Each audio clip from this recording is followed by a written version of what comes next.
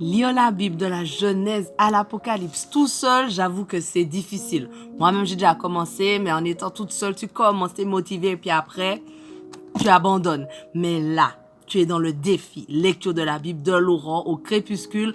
On lit la Bible justement de la Genèse à l'Apocalypse 10 minutes chaque jour, mais on est ensemble, on se motive. En tout cas, moi, de savoir que vous êtes là avec moi, ça me motive. Quand il y a des fois, la motivation justement essaie de s'en aller, eh ben non, on est là, on ne lâche rien. Donc, merci à tous ceux qui sont là avec moi. Que Dieu puisse vous bénir et qu'on puisse arriver au bout. Seigneur, merci encore parce que ta parole, elle est vivante. Merci parce que tu nous fais du bien. Merci parce que c'est tellement intéressant, c'est tellement enrichissant, Seigneur, de pouvoir lire ta parole tous les jours. Merci parce que tu nous parles personnellement à chacun, à différents endroits, là où on est, Seigneur, tu viens nous parler. Et je prie que tu nous aides à comprendre le passage du jour au nom de Jésus. Amen. Alors, c'est parti. Deux Chroniques.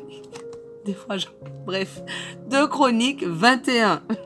Josaphat rejoignit ses ancêtres décédés. Il fut enseveli auprès d'eux dans la cité de David et son fils Yoram lui succéda sur le trône.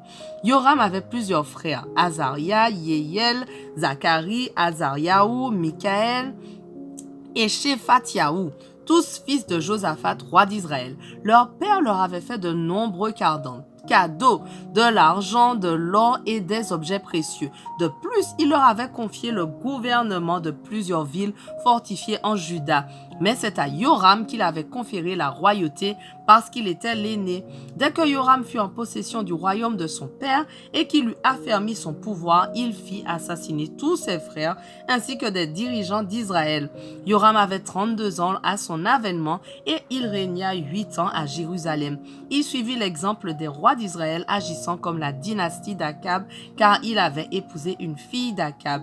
Il fit ce que l'Éternel considère comme mal. Pourtant, l'Éternel ne voulut pas détruire la dynastie de David à cause de l'alliance qu'il avait conclue avec David, à qui il avait promis que ses descendants régneraient pour toujours. Sous le règne de Yoram, les Édomites se révoltèrent contre la domination de Juda et se donnèrent un roi. Alors Yoram partit avec ses officiers et tous ses chars de guerre. En pleine nuit, il tomba sur les Édomites qu'il avait déjà encerclés et il les battit, ainsi que les chefs des chars.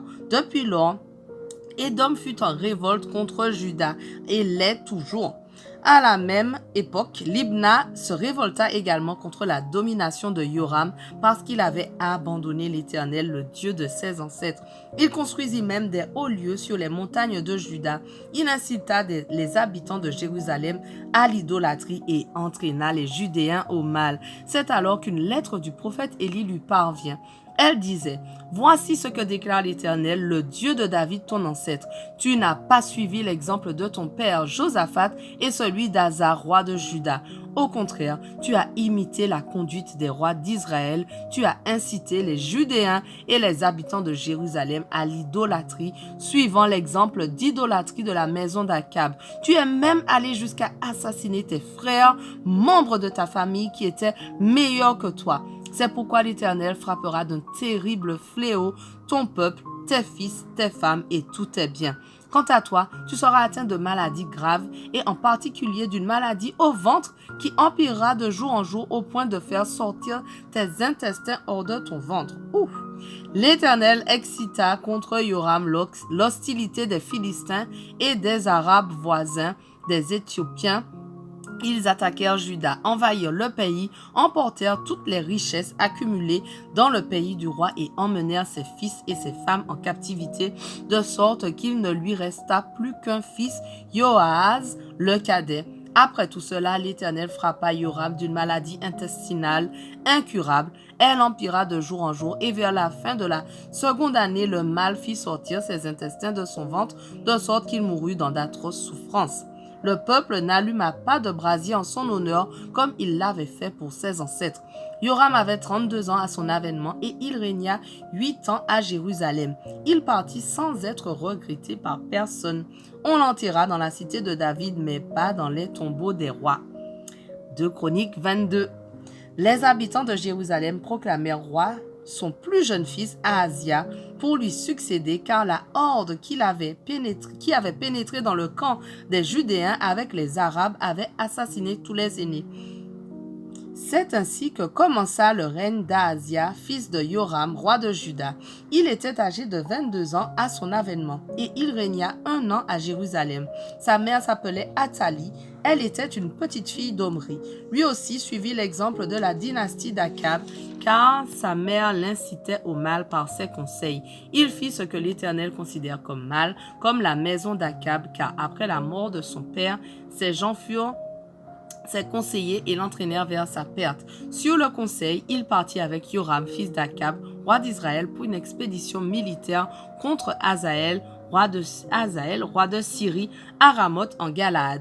Joram fut blessé par les Syriens, alors il retourna à Jizréel pour se faire soigner des blessures qui lui avaient été infligées à Rama pendant le combat contre Hazaël, roi de Syrie. Ahazia, fils de Joram, roi de Juda, y alla pour lui rendre visite pendant sa maladie.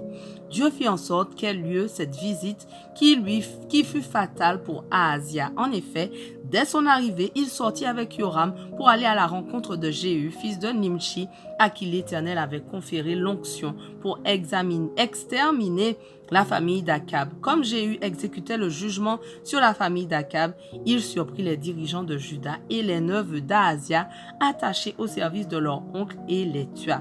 Puis il se mit à la recherche d'Ahazia. On le captura dans Samarie où il s'était caché et on l'amena auprès de Jéhu qui le fit mourir. Puis on l'enterra par égard pour son grand-père Josaphat qui s'était attaché de tout son cœur à l'Éternel.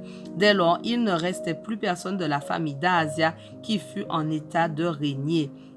Lorsqu'Athalie, mère d'Ahazia, vit que son fils était mort, elle entreprit de faire mourir toute la descendance royale de Juda. Mais au moment du massacre, Yehoshabéat, une fille du roi, parvint à soustraire Joas, un fils d'Ahazia, du milieu de ses frères, pour l'installer avec sa nourrice dans le dortoir du temple. Yehoshabéat était une fille du roi Joram, la femme du prêtre Yehoyada, et la sœur d'Ahazia cacha ainsi Joas d'Athalie dans le dortoir du temple et on ne le fit pas mourir. Pendant 6 ans, il resta caché avec les 2 femmes dans le temple, tandis qu'Athalie régnait sur le pays. 2 Chroniques 23. La 7e année, le prêtre Yehoyada s'arma de courage et fit venir les chefs des centaines, Azariahu, fils de Jéroham, Ismaël, fils de Yohanan, Azariahu, fils d'Obed, Maaseyahu, fils d'Adayahu, et Elishaphat, fils de Zikri, et il fit un pacte avec eux. Les officiers parcoururent le royaume de Juda et rassemblèrent les Lévites de toutes les villes de Juda et les chefs des groupes familiaux d'Israël. Puis ils revinrent avec eux à Jérusalem et toute cette assemblée conclut une alliance avec le jeune roi dans le temple.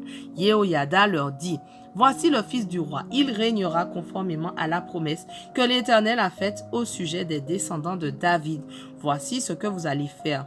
Ce prochain jour de repos, l'une de vos compagnies sera de service. En qualité de prêtre et de lévite, un tiers d'entre eux gardera les entrées, un autre tiers surveillera le palais royal, la 3e section se tiendra en faction à la porte de Yésod.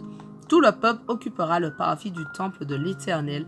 Personne ne doit pénétrer dans le temple de l'Éternel, excepté les prêtres et les lévites de service qui pourront y entrer puisqu'ils sont saints. Tout le monde doit respecter le rituel prescrit par l'Éternel. Les lévites entoureront le roi de tous les côtés, chacun les armes à la main. Quiconque voudra forcer l'accès au temple sera mis à mort. Vous accompagnerez le roi dans toutes ses allées et venues. Les Lévites et tous les Judas exécutèrent ponctuellement tous les ordres que le prêtre Yehoyada leur avait donnés. Ils prirent chacun leurs hommes, ceux qui commençaient leur service le jour du repos et ceux qui le terminaient ce jour-là, car le prêtre Yehoyada n'avait donné congé à aucune des classes de Lévites. Le prêtre Yehoyada remit aux chefs de centaines les lances ainsi que les grands et les petits boucliers du roi David qui se trouvaient dans le temple.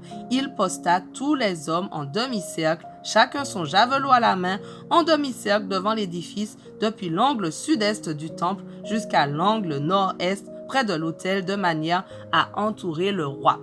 Notre passage du jour touche à sa fin, mais on continue dès demain. On ne lâche rien. Allez, sois béni.